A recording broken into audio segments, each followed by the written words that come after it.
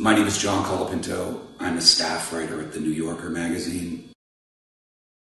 It was a story I was doing for Vanity Fair magazine in maybe '93 or something. And it was a front page story in the New York Times about a tennis coach to very rich families here in New York City. He worked on the Upper East Side. He taught on the public courts in Central Park. And his name was Gary Walensky.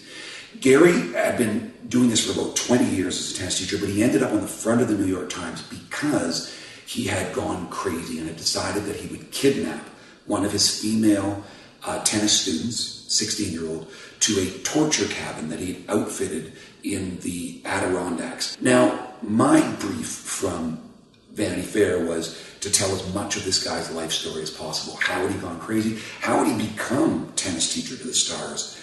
And it was just an awesomely fun story to do because they needed it fast. So I had about 3 weeks to research this guy's life. I wanted to know the origins of his mania, and I was told by this Dr. Socarides, the sort of expert in the field, that it's often due to an absentee mother.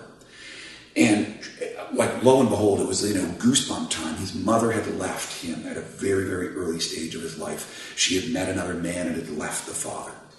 Out I go to Roslyn, Long Island, to interview Daddy, but also to try to find Mummy any way that I can.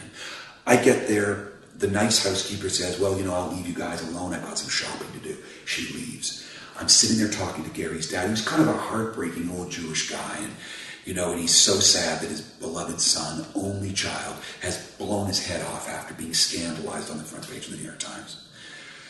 And so I'm talking with the guy, but I'm not getting what I need. He won't tell me. He mentions that the wife is in Florida. The mother is somewhere in Florida. But he won't tell me where, or he doesn't remember where. He's vague. So I'm talking with him, and as I talk, he falls asleep in the middle of the interview. He kind of nods off. And then I'm alone in the shabby apartment. And I think, am I going to get up and start searching the apartment while he's there? And I realize I am. I'm going to do that. And so, waiting for the housekeeper to come back.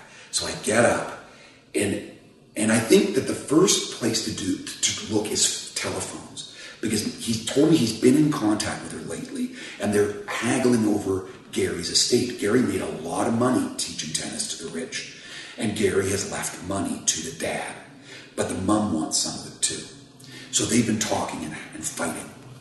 I get up and I go to the first phone, the living room, it's not there, and I look down this hallway to the bedroom, and I think, am I going to the bedroom? Yes, go to the bedroom. And that's where you feel sneaky, because you're tiptoeing, so you don't wake him up. Long story short, out of a bad movie, go to the phone beside the bed, little pad sitting there, pen, mother's name, first name like Janine or whatever it was, and a phone number with a Florida, area code. Just chill-worthy. Write it down. And it was just wonderful. It's one of those moments that just feels so great and also so bad.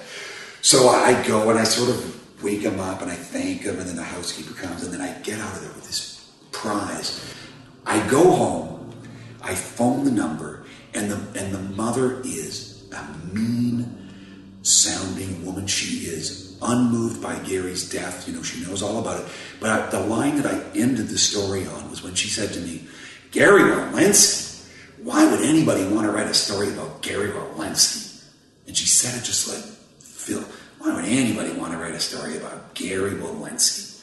And that's all I needed from her. It was like cold, total rejection. I almost went out and abducted somebody and killed them in a torture cabin. It was so horrible and mean. And that's my story.